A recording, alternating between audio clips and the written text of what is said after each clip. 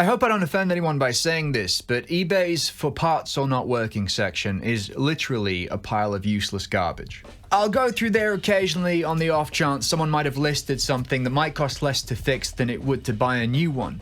But 99% of the time, and that's a conservative estimate, it's just a list of melted Behringer pedals, own brand Strat copies refinished with house paint, and of course the odd vintage Soviet guitar missing parts that haven't been available since 1973.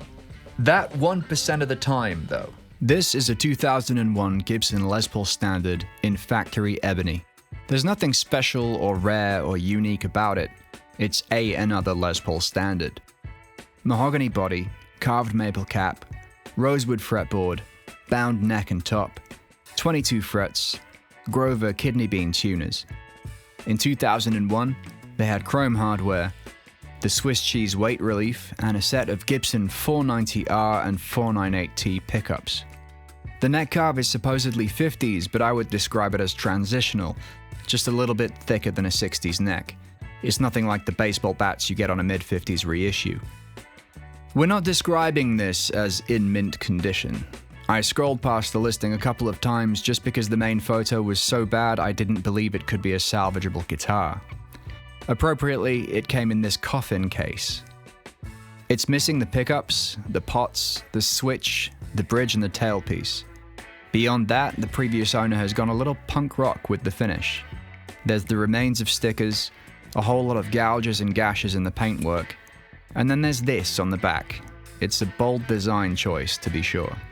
Before we go any further, I want to make it clear that people are allowed to do whatever the hell they want with their possessions. Now, I may say some things about the condition of this guitar that may sound unkind, but they're absolutely not a judgment on this guitar's original owner or his choices, and not just because they've ended up being to my benefit. So what's the plan? In a previous video I made about restoring a Yamaha SA2200, I talked about sympathetic restoration.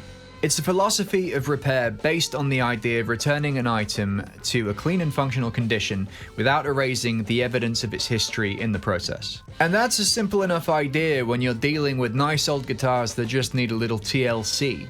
But when you've got a guitar in this condition, you've got to make some more considered decisions.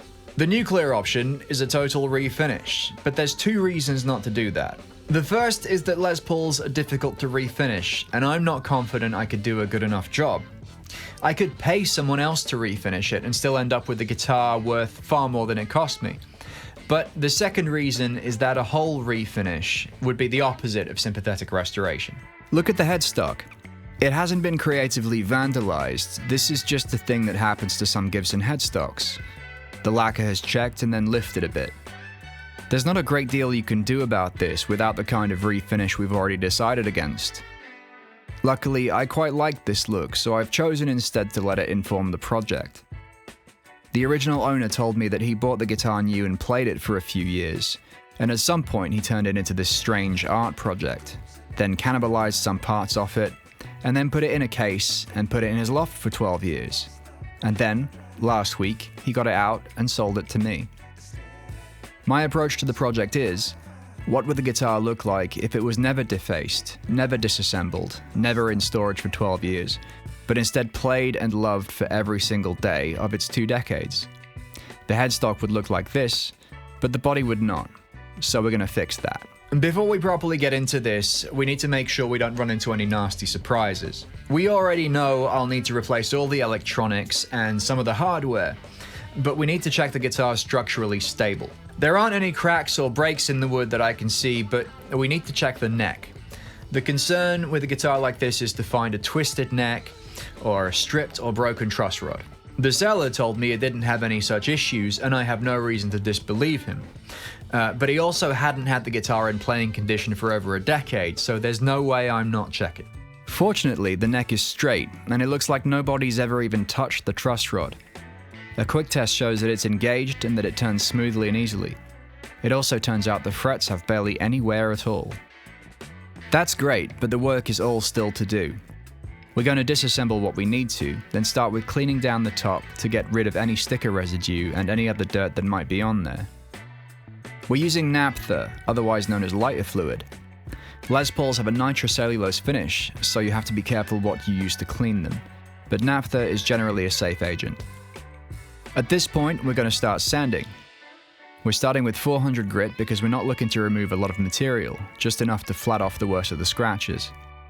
I'm wet sanding because it's cleaner, it gives you a smoother finish, and frankly, it's a little bit easier because you can feel what you're doing. To explain the process, the result we're aiming for is something like what the Gibson Custom Shop would describe as a VOS finish, but a little more beaten up. The VOS finish isn't a glassy mirror finish like you'd get right out of the factory on a new guitar. It's more like a dull sheen. It's important to remember that this is an old guitar, and the finish has started to check in places, and so it's likely we'll see some lifting and maybe even some flaking of the paint. But that's okay, it ties in with the aesthetic of a well-used guitar. I'm also going to try and retain some of that checking. These days are something that people will actually pay extra for. It's important to say though that this is not a relic job. I'm not doing any damage to the guitar that either wasn't already there or didn't happen in the process of me fixing and cleaning it up.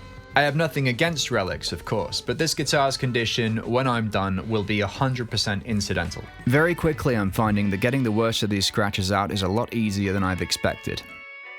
I was concerned about these tightly grouped ones on the horn and around the selector switch, but they're almost gone and we've barely started.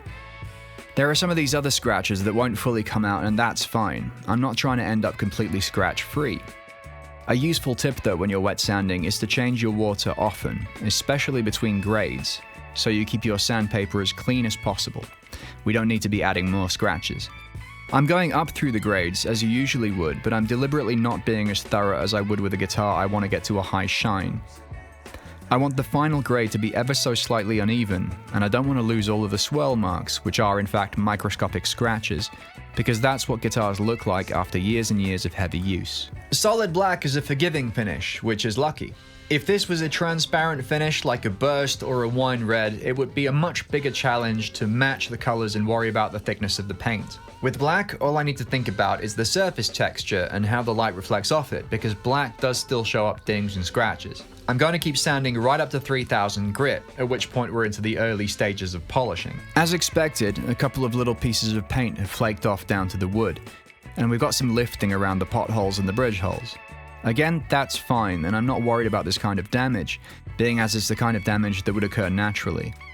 We're achieving exactly what we set out to here, which is to remove the deliberately inflicted damage, the gouges and so on, the marks left by the stickers, and get this to where it looks like a well-worn, and more importantly, well-loved 20-year-old Les Paul. And that's where we're going to leave it for part 1.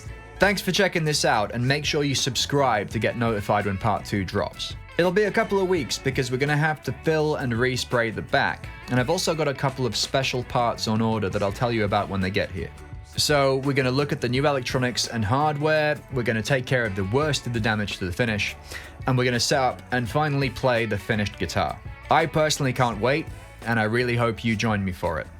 I'll see you then.